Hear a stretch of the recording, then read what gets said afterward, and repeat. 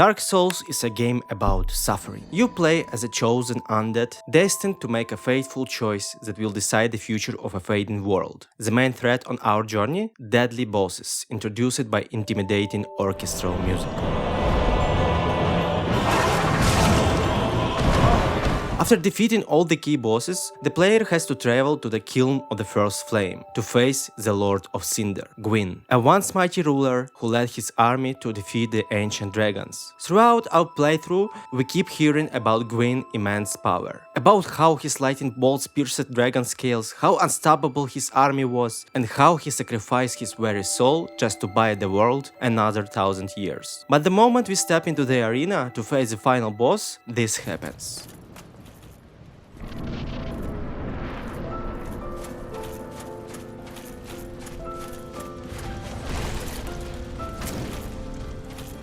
No orchestra, no choir, no epic fanfare. Instead, we hear a melancholic piano melody, reflecting just how weak Gwyn has become, using his final drops of strength to keep the world from plunging into total darkness. And this is one of those perfect moments where music isn't just accompanying the on-screen action. It's not just heightening the emotional impact of boss fight, it becomes an additional storytelling element. The music becomes something much bigger than just a soundtrack.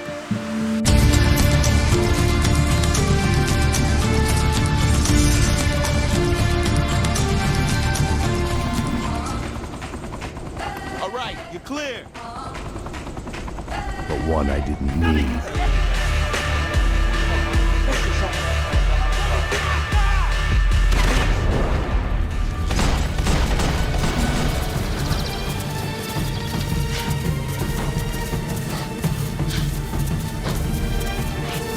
My name is Sasha Kulikovsky and you are watching Arhiletius channel. I'm from Ukraine, so English is not my native language. I apologize in advance if my pronunciation or phrasing is just a little clunky in some places. I'm really trying my best to make it sound great. Also, I absolutely love video game soundtracks. Honestly, I can listen to this kind of music completely out of context, years after finishing a game, or even if I never actually played it all. To me, these soundtracks are like standalone albums. Sure, they exist within the game files, but sometimes they deeply resonate with our own human experience. In today's video, I want to discuss the very best of them with you. And to make things a bit more fun, we'll do it as a top list. I have 3 key rules for this ranking. Rule number 1. We're only looking at games released in the last 30 years. Rule number 2. Only one game per franchise. Otherwise, this list will be full of Silent Hill games and turn into an Akira Yamaoka tribute video. And rule number 3.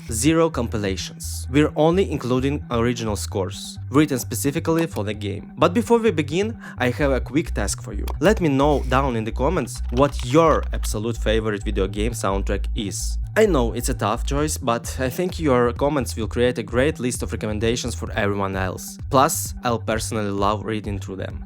Guys, a quick side note. I put a lot of heart into this essay, and your subscription is literally fuel for this channel. It will help me hit that monetization milestone, which means I can make more high quality videos for you. So, if you're new here or haven't subscribed yet, now is the perfect time to fix that. Thanks for being here with me. Alright then, sit back and enjoy the deep dive.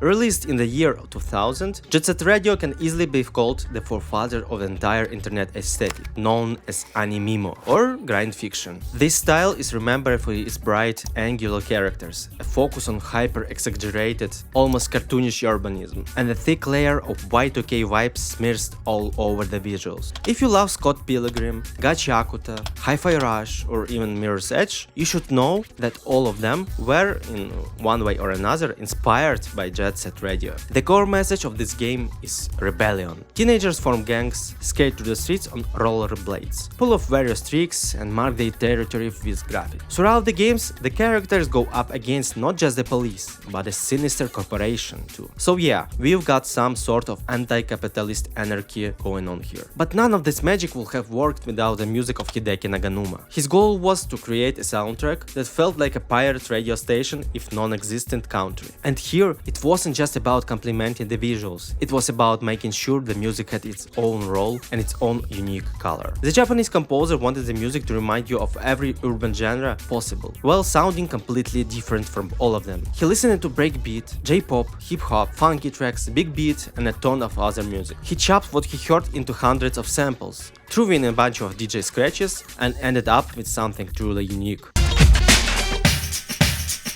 Quiet. Jet Set Radio sounded very optimistic, energetic, and useful. And 2 years later, Jet Set Radio Future collided this exact energy with acid electronics, and result was even cooler than it sounds on paper.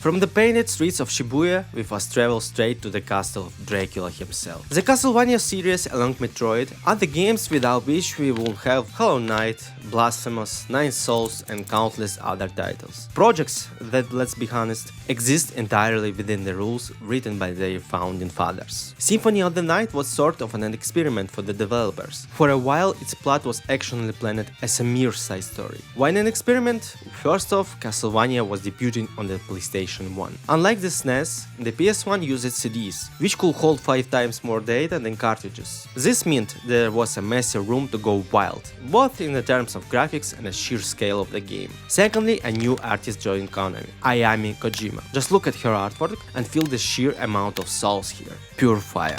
Thirdly, Michino Yamane returned as a composer, and she set out to blend gothic vibes, symphonic metal, and her profound knowledge of Bach, about whom, by the way, she wrote her college dissertation.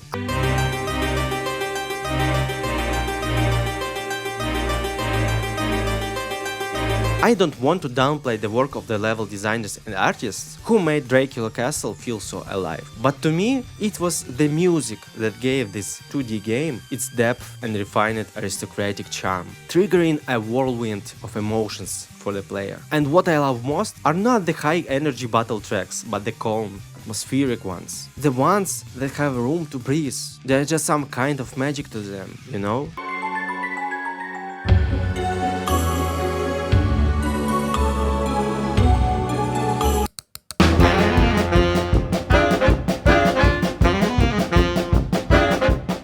Okay, so we have a game that looks like a 1930s cartoon brought to life, which, by the way, actually got its own animated series in our current 2020s, and which will completely kick the ass of the absolutely any gamer. If you've played Cuphead, please accept my condolences.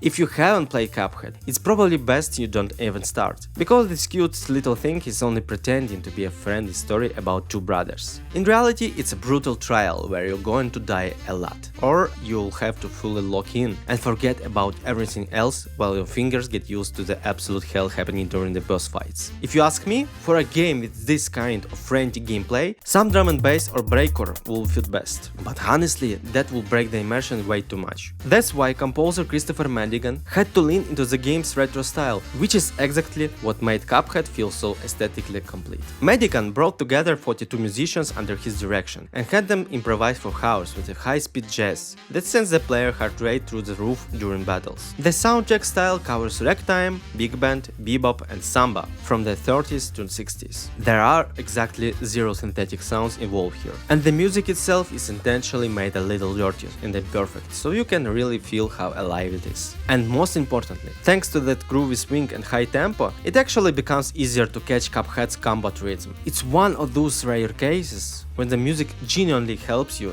beat the game.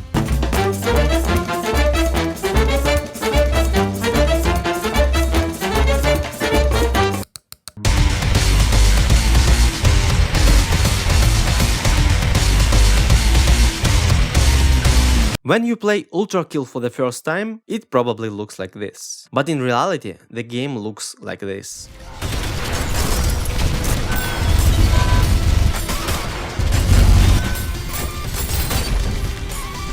And this is one of those rare cases where the composer 100% understood the developer vision, because both jobs were done by the exact same person. Here's what we know about Hakita. He's 29 years old, lives in Finland, supposedly looks like this, actively rates albums on Rate Your Music site, writes his own stuff under the alias Haven't Pierced Her, and in his free time he released games, mostly working completely solo, with only a few rare exceptions. For the ultra-dynamic, Quake-like Ultrakill, Hakita decided to record a radioactive sludge of industrial metal, breaks and heavy distortions. Sure, it absolutely slaps, but in the game itself, the music only reaches its full potential when your style meter is high, meaning the more aggressively you play, the meatier the beatdown becomes. And trust me, this music is incredibly thick. You could literally slice the air with a knife and spread it on toast.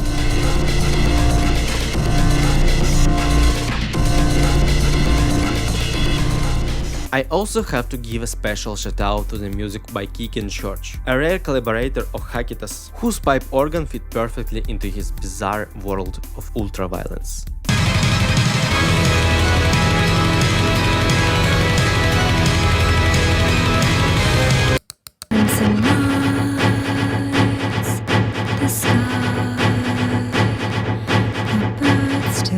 Did I ever tell you the definition of insanity? Sorry, but there is some actual madness going on. And what else did you expect from a game directed by this man? Yoko Taro is considered one of the most enigmatic developers in the industry, not just because he wears a helmet on his head, but because his games are truly unpredictable. For example, he might ask you to sacrifice your save file to save, or force the player to beat the same game multiple times just to show the story from another character's perspective. People fell in love with Yoko Taro's games precisely for this approach to writing and his attempt to build a dialogue with the player. And also, of course, they love him for the sheer fact that 2B exists, but that's a completely different conversation. Drakengard is the first game directed by the Japanese creator. This is exactly where his signature style and his ability to deliver a message to the player were born. If you look at Drakengard on the surface, it's a simple game where you slaughter hordes of enemies either with a sword or riding a dragon. That's it. By the way it's presented, you genuinely realize that the person capable of mowing down such an insane amount of people is a clear psychopath. You are literally forced to reflect on what you've been doing for the last few hours. The game convinces you that this is not normal. And the music brilliantly complements the protagonist's fracturing mind.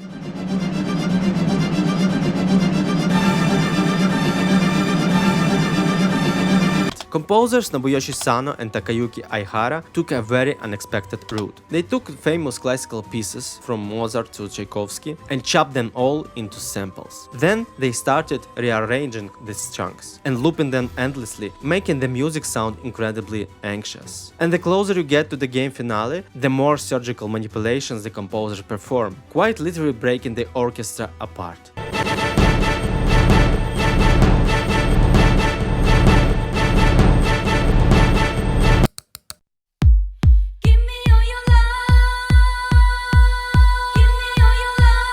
Let's take a quick breather from all the dragons, vampires and ultraviolence, and take a trip to the most stylish afterlife in gaming history. 2B takes place in an inside-out version of Tokyo's trendy Shibuya district. Here, lost souls, including our heroes, are forced to play a twisted game, where the grand prize is a second chance at life. Seeing as the game is widely considered as the spiritual successor to Jet Set Radio aesthetic, even though it's in a totally different genre, it goes out of its way to make you feel the pure, unfiltered souls. First off, the characters' designs look incredibly fresh and relevant, even 2 decades later. I recently watched Gachiakuta, and I just couldn't shake the feeling that I'd seen this vibe somewhere before. Secondly, the tunes. The soundtrack is this perfect middle ground between teen angst and youthful maximalism. Just the right amount of edgy, just the right amount of emotional, a little bit rap and a little bit rock. Perfect. I can't believe this is a dream.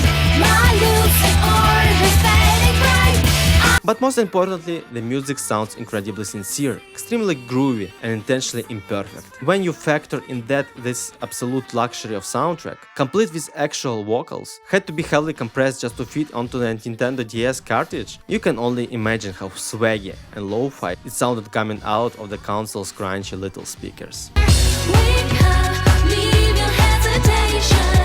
We Time for us to relax.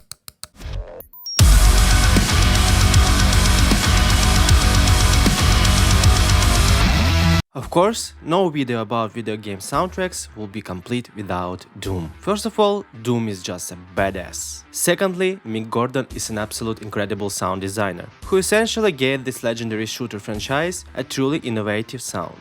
And it all started with a bang. Picture yourself in the developer's shoes for a second. Your job is to reboot a massive franchise where a huge beefy Doomslayer turns hellish demons into mincemeat. What kind of music immediately comes to mind when you look at these visuals? For 99% of people, that music will be metal. But the developers fell into that coveted 0.1% who believed that hell should sound different. They gave Mick a strict rule: absolutely no electric guitars. Mick in turn approached the task creatively. He started building massive chains of pedals, compressors, amplifiers, and other sound processing gear. His goal wasn't just to make Doom sound ferocious, but to make the audio literally destroy itself. And even though the final result technically included guitar sounds, the skeleton of the entire soundtrack was electronic music built entirely from scratch. Why from scratch? Because the source audio was always pure white noise, which was then processed into the absolute pure sonic meat.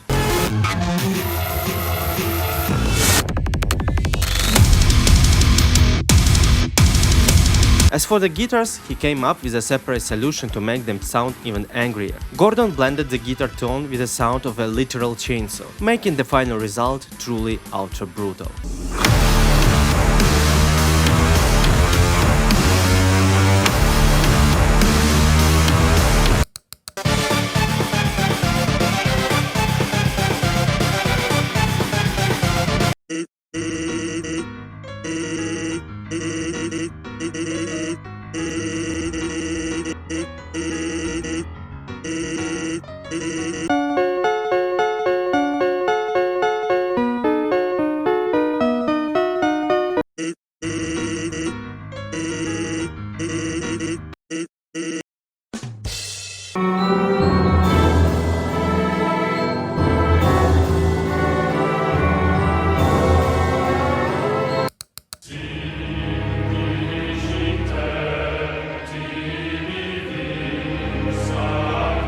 Ah shit, here we go again. Back to Yarna. Bloodborne can easily be called the one of the most beautiful and artsy video games released on the PlayStation 4. You got Victorian settings, a careful flirtation with European horror, and a fan favorite, genuine Lovecraftian dread. It all looks simultaneously majestic, incredibly depressing, and truly oppressive. But how does it all sound? PlayStation hired Hollywood composer Ryan Amon and paired him with Japanese musicians who had worked on previous From Software soundtracks. Amon mentioned in an interview that Sony didn't place any strict limitations on the music, meaning the tracks didn't have to strictly tie into gameplay situations. Instead, they were meant to live their own lives, capturing the mood of individual bosses. And my god, this music hit the mark perfectly. If there are beast-like boss on screen, the violence hit notes that make the player feel like they are facing a cornered monster that we will fight to the bitter end. What's more, most tracks are recorded in a waltz rhythm, so you can already guess the idea here. Every battle feels like a deadly dance.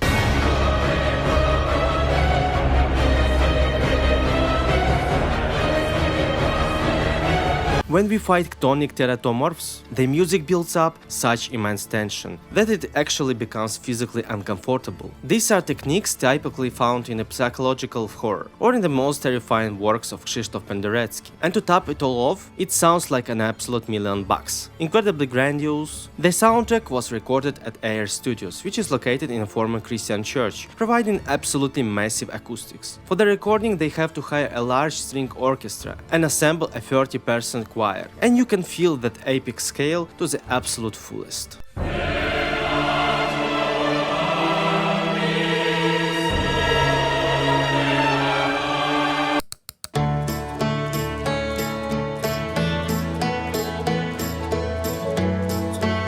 Outer Wilds is a game about space. You start your playthrough as a member of quirky alien race, living on the planet Timberheart. Almost immediately, you are put into a spaceship and instantly sent into orbit. You can fly to another planet, land on an asteroid to explore its surface, or just fly around in circles. The game doesn't restrict you in any way. But 22 minutes pass and everything around you dies. The star that this planet's orbit goes supernova, tearing everything apart in a blinding flash. But you wake up again on Timberheart. You're put right back into a spaceship, and 22 minutes later, the exact same scenario repeats. Yet, despite being trapped into an apocalyptic time loop, the game still feels incredibly cozy. And it's not just because you can roast marshmallows over the campfire, but also because of how Outer Wilds sounds. Aside from the dark ambient tracks you'd normally expect from a space theme, you'll often hear live acoustic music here. A banjo, a harmonica, someone whistling, a drum, a flute, and so on. And they sound so homely, like some kind of mix between folk music and Midwest emo.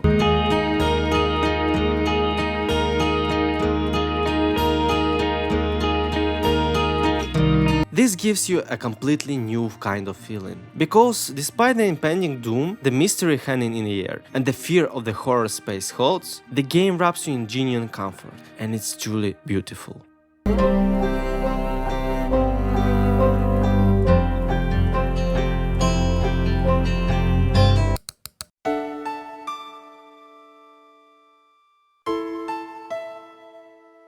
If you played the Final Fantasy VII Remake on PS4 or PS5, you probably won't have much of an interesting story to tell about this soundtrack. Sure, it's charming, the symphonic arrangements do their job, the melodies hit right in the feels, the battle music gets your blood pumping, and that's about it. But let's jump back to 97 for a minute and imagine we don't have an orchestra. All we have left is this man. His name is Nobuo Uematsu, and he wrote the entire soundtrack for Final Fantasy VII using only the original PlayStation built-in synthesizer. Even though the first PlayStation allowed developers to play pre-recorded music thanks to a CD format, Square Enix, well, Squaresoft at the time, decided not to do that. The thing is, Final Fantasy VII was so incredibly massive that it was sold on 3 discs at once, and given its bloated scale for that era, they had to save every single spare megabyte on music. Instead of ready-made MP3 files, Nobuo Uematsu loaded his sheet music and chopped up samples as a special files that were played by PS1 internal synth. And you really can say it sounded cheap. The composer managed to squeeze the absolute maximum out of that tiny chip, and his tracks played like something performed by a small computer orchestra. Plus, considering the game itself flirts with cyberpunk, it turned out to be exactly what was needed. Incredibly lively music performed by a machine.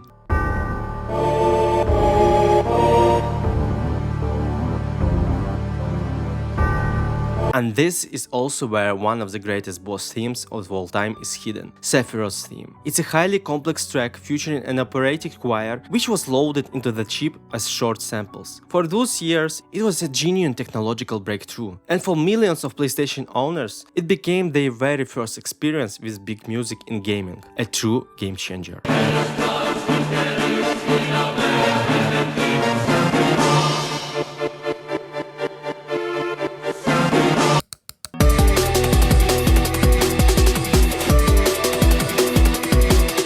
Neon White is essentially a speedrunner simulator. The goal is simple: beat a short level from start to finish as fast as possible, using weapon cards and your special awareness. At the end, the game will always show you your time and how fast your friends beat the exact same level. And you'd immediately want to play it again, until your body's record is beaten by a coveted fraction of a second. When playing Neon White, you don't usually just aim to blast through every level straight to the end credits. The real goal here is to enter a flow state and essentially become one with the game. And this is where the legends of 2010's underground electronic scene come to the rescue. Machine Girl. Honestly, I could make a whole separate video about them someday, but for now I'll stick to a very brief description. Machine Girl is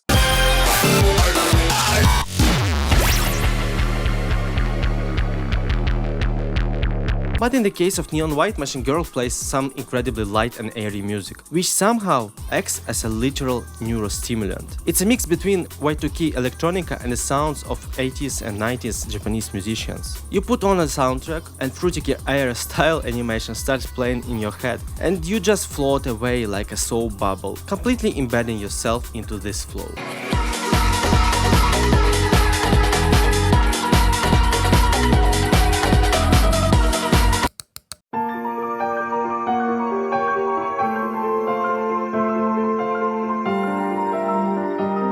Fans of Ocarina of Time and Majora's Mask, please don't be mad. I had a genuinely solid reason for putting Breath of the Wild on this list. And it's not just because it was the first Zelda game I actually beat, but because of exactly how this game sounds. The music in this part of Zelda reminds me of the sounds of nature. Sure, right now any of you could think of some serene music, like Nujabes or Ryo Fukui, and say we've heard this kind of stuff before. But no, it's not about the mood of the soundtrack, it's about the pure naturalness of the music itself. Take bird songs for example. If you open a window and listen to a starling or a finch, you'll memorize all of their, let's say, melodies in a couple of minutes. Sonically, the birds become predictable. But can you guess exactly when the bird will start singing? Can you predict the exact interval between the silence and the next chirp? Exactly. And the music in Breath of the Wild works in a very similar way. Aside from the traditional tracks tied to specific locations, there are also neutral music that fades in and fades out at a completely random intervals. And as someone with ADHD, I absolutely love putting on 3-hour Breath of the Wild music compilations, because it's just as meditative as white noise. It has no strict rhythm, it doesn't distract you, and when blended with the in-game nature sounds, it turns into something resembling field recordings.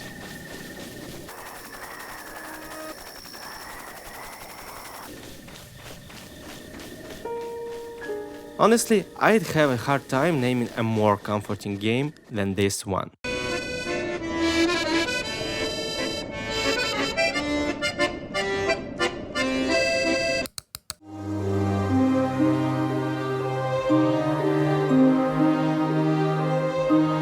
Hollow Knight is a game about a fallen kingdom, but with one small nuance. This kingdom wasn't inhabited by humans, but by insects, who are practically no different from you and me. They have their own religion, their own customs, their own settlements, and quite a history to boot. In many ways, Hollow Knight is similar to Dark Souls. All the key events of the game world are already in the past. All conflicts and wars have turned to ash, and the ruler of this world died long ago. We arrive here as a tiny, fragile wanderer, without even a goal, and the game immediately lets you feel its scale, because the kingdom of Hollow Nest is unimaginably vast. Unlike Dark Souls, where background music only plays during boss fights, and all locations beside the hub remain silent, in Hollow Knight the music practically never stops. The music for this beautiful game, which was released without a publisher thanks to a generous funding on Kickstarter, is handled by the relatively unknown composer, Christopher Larkin. Now, I know, I sound like a heavily biased fan right now. I even have this exact vinyl record look, but Larkin made the music incredibly touching and majestic.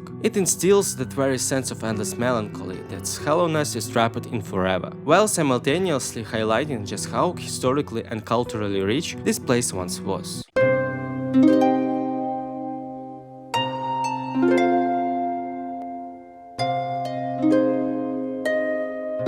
You know that exact feeling every single boy on the planet has from age 10 to 100 when you pick a pebble from the ground and think that maybe, just maybe, 1,000 years older than you. This musically perfectly illustrates that feeling.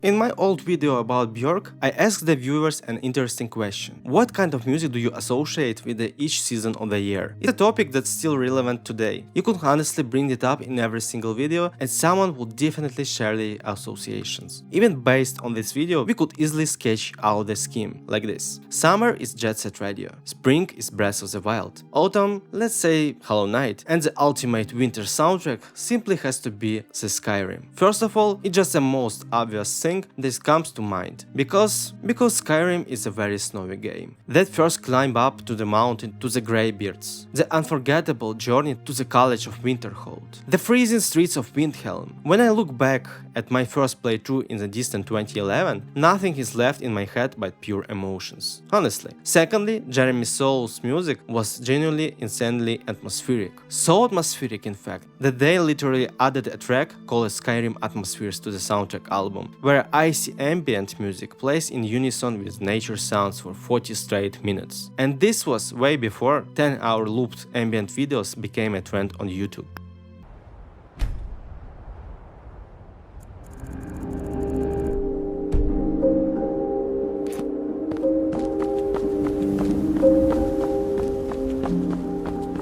I think the music in Skyrim is one of those things that's just easier to experience once yourself than to try and feel through someone else's words. You're just walking through this world, night falls, you look up at the northern lights appearing in the skies, and Fire Horizon starts playing in the background. And that's it. You're lost. You no longer exist in reality. You are the Dragonborn. Since we've made it through the top 5, I want to take just a minute of your time to talk about compilation soundtracks. Including them in the main list will be fair, since we are focusing on original scores, while those are mostly just massive interactive playlists of pre-existing licensed tracks. But I simply have to give a shout out to certain developers of how meticulously they curate the music in their games. I honestly don't know what my musical taste would like if I haven't played FIFA, if I had completely missed out on the Need for Speed series, not to mention Tony Hawk, GTA, and that incredibly juicy tracklist in Hotline Miami. Back in the day, we just didn't have such open access to massive music libraries. You literally had to piece your music collection together from various sources, and naturally that collection had a lot of blank spots. The games I just mentioned didn't merely fill those gaps, they instilled a sense of style and honestly kept kids like me in the loop about what was going on the global music scene, and I'm incredibly grateful to them for that.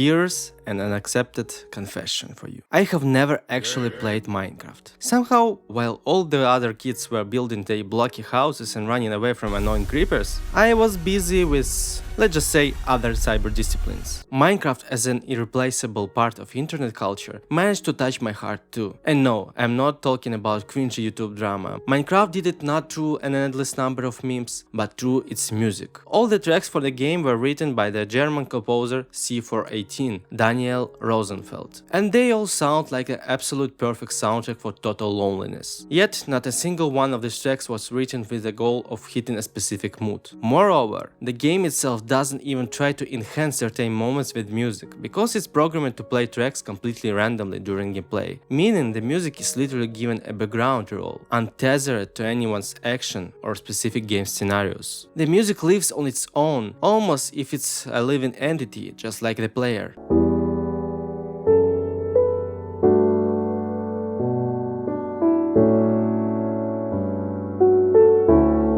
C418 crafted his style drawing inspiration from Brian Eno's ambient and Aphex Twin's fragile keyboard work, leaning into minimalism mystery and soothing, almost lullaby-like energy. Who would have that light ambient with neoclassical elements produced on a computer with very limited software won't just write an entire generation of gamers, but literally hardwire the cultural code of hundreds of millions of adults, teens, and kids worldwide. It's a truly incredible achievement.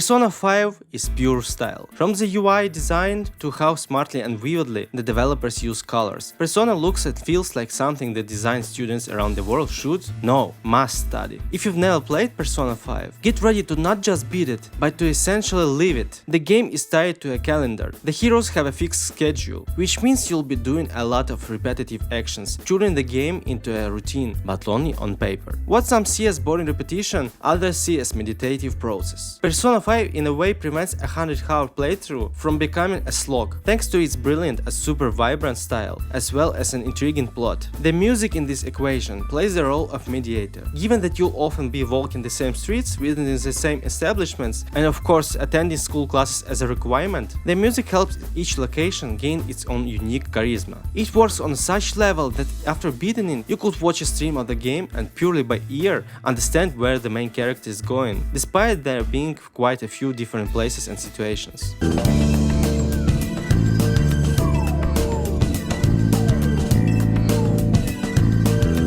Persona 5's jazz funk soundtrack actually shines brightest in the calmest settings. It sounds exactly like the music from a cafe where you just hid from the pouring rain. Or here's another comparison. This music feels like the first day of spring break. I've used the word comfort many times today, and it won't be out of place here either. Where have you been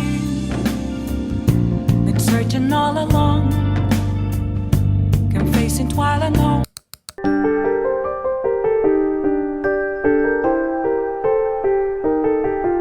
Akira Yamaoka is widely considered one of the most brilliant video game composers of all time, and he earned this status purely through his outstanding work on the Silent Hill series. As much as I respect the psychedelic madness and the visual style of this horror franchise, I think Yamaoka absolutely deserves to stand right alongside artist Masahiro Ito and writer Hiroyuki Owako. To understand just how important his contribution is, it's worth noting that Yamaoka didn't just work on the music, but on the entire soundscape of everything you hear during your playthrough. Thanks to this, he managed to find the perfect balance between deeply terrifying, uncomfortable sound design and glimpses of bright melancholy in the musical score. And believe me, Akira Yamaoka knows exactly how to make your brain feel both of these states with equal impact. If he wants to make you uncomfortable, the music will be full of dissonances. The samples will sound incredibly dirty, and even the static ambient tracks will be distorted in a way that instills pure anxiety.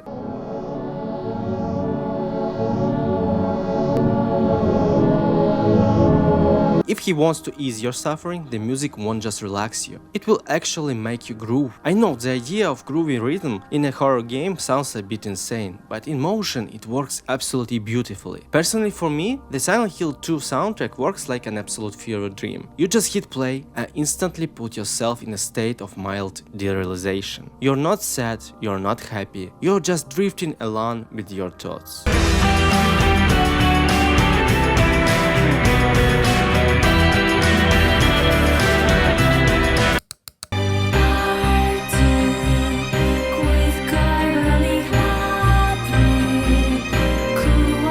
Did I ever tell you the definition of insanity? Sorry, but there is some actual madness going on. And what else did you expect from a game directed by this man? Yoko Taro is considered one of the most enigmatic developers in the industry. Not just because he wears a helmet on his head, but because his games are truly unpredictable. For example, he might ask you to sacrifice your save file to save, or force the player to beat the same game multiple times just to show the story from another character's perspective. People fell in love with Yoko Taro's games precisely for this approach to writing and his attempt to build a dialogue with the player. And also, of course, they allow him for the sheer fact that to be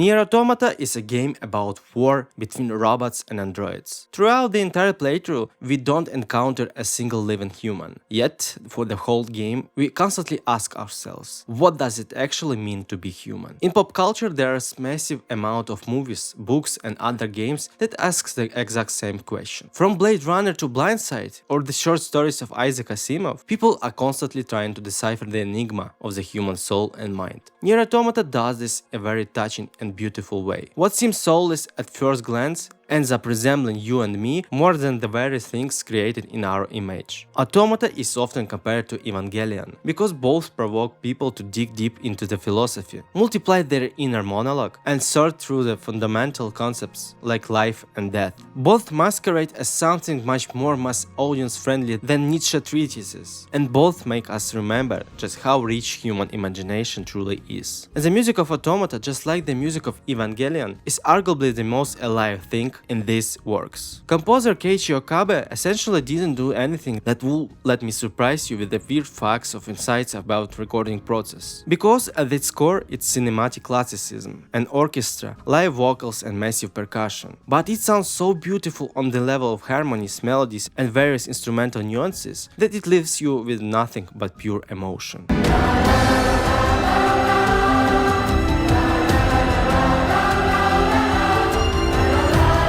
The effect is amplified by the fact that we are on Earth, but thousands of years after the last living human left it. The music simultaneously creates a feeling of absolute comfort and sense of mild anxiety, because on the one hand, yes, this is our home, but on the other hand, we are not welcome here anymore. Even the vocals in the songs remind us that this has not been our world for a long time, because the lyrics are written in a non-existent language. You kind of catch familiar sound with your ear, but you realize that something here is genuinely off.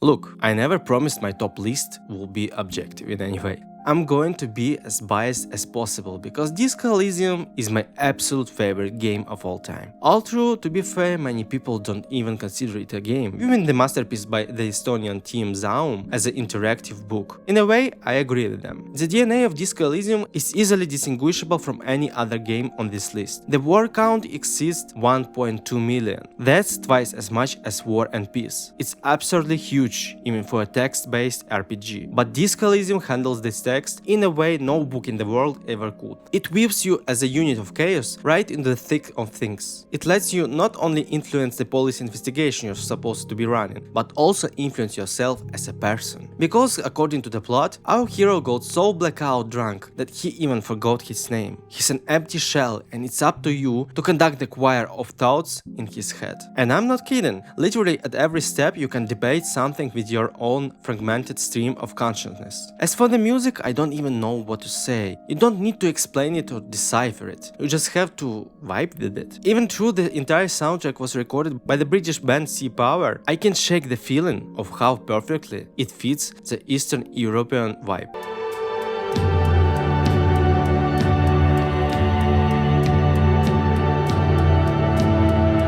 There's a common joke on the internet about the Polish smile, because when Americans visit Slavic countries, they often surprised that they are not greeted with smiles and small talk. Instead, everyone you meet flashes a stony, gloomy poker face. Well, this music feels like a perfect match for that trope. And it's not some post-punk or doomer music, but rather something very airy, raw and cold, like early spring. It sounds exactly how we look in the eyes of foreigners.